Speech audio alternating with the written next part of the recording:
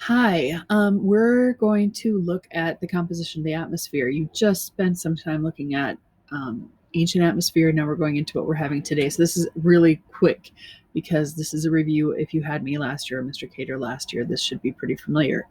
So not only what is our atmosphere, but what changes our atmosphere? Well, pollution, ozone depletion, and increased greenhouse gases like carbon dioxide and methane.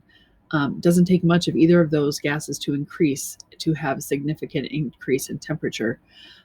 Just look at Venus. But the other interesting thing you should know about methane is that one of the biggest producers on our planet of that gas is cows passing gas. There you go. As I was reading, because obviously we're all home with COVID and trying to avoid it.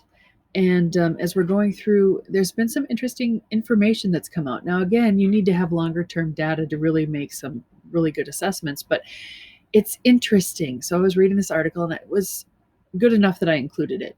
And this is about the San Francisco Bay Area air pollution. Now, their ozone is up by about 11%, but their carbon monoxide and particulate matter are down 16%, compared to nitrogen dioxide down 20% and black carbon down 29%. And this is comparing March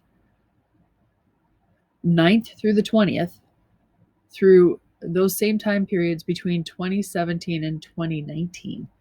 And there's drastic differences. In fact, if you look at the nitrogen dioxide levels, now we get a natural progression of up and down, but you'll see the peaks are pretty consistent. Now, interestingly enough, look at this peak. This is people started working from home. This is where private schools began to close. This is where the public schools closed. And this is the shelter in place began in San Francisco. Look at what happened to the peak over that people starting to stay home.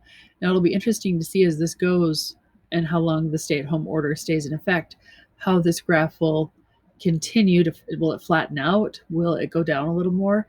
And then once everyone goes back to work, it'll be interesting to see that other graph going on. Now, that's just one indicator with the nitrogen dioxide, but the same thing is being shown with the carbon dioxide. Now, again, it's too soon to tell because we need more data, but it's interesting enough to look at this. Yes, we had some lower peaks here, but this peak is progressing lower, and there is a possible correlation then, obviously, with the nitrogen dioxide. I mean, we're having less cars on the street.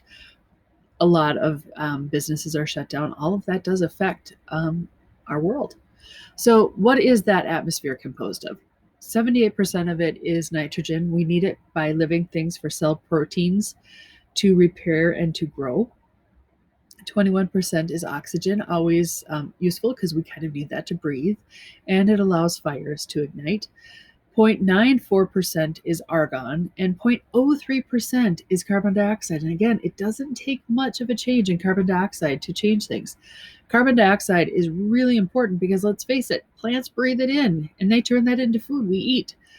And there's two ways that oxygen can be released into the atmosphere. One is by waters breaking down, causing clouds and precipitation. But the other one is the release by plants.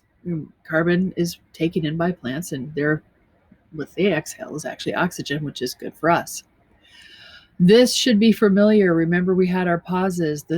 If we start at the bottom and go up, the troposphere where we live gets colder, and then at the tropopause, the place at which it changes direction, the stratosphere gets warmer, and then the mesosphere gets colder, and then the thermosphere gets hotter again. And why? Well, let's start at the top and work down. The thermosphere can be between like 2,000 to 3,600 degrees Fahrenheit. It's where oxygen and nitrogen absorb the sun's full radiation. Now, luckily for, the space shuttle and things like that, it is absorbing the gamma rays and X-rays, but the particulates are pretty far apart. So while it's really hot, it's not destroying things like the space shuttle that would go up or, any of the satellites that are up there. Going down a layer into the mesosphere, important for us, it burns up meteors so they don't impact the Earth and explode. Some do get through, but it does its best to burn them up. It's also whereas the sun's, if we have like a solar flare and it's aimed at the Earth when it happens to eject, will come in and funnel it at the poles, creating the gas molecules in the atmosphere to get excited, and we get the auroras. So aurora borealis and aurora australis. Radio waves also bounce off this layer, especially AM during the day.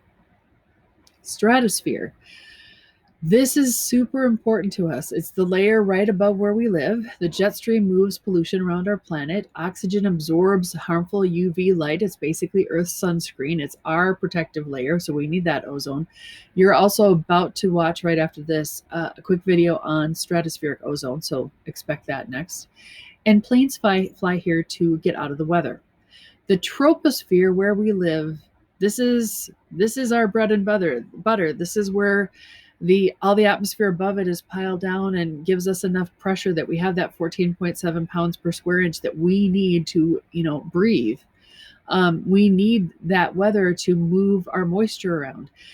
This is where we live.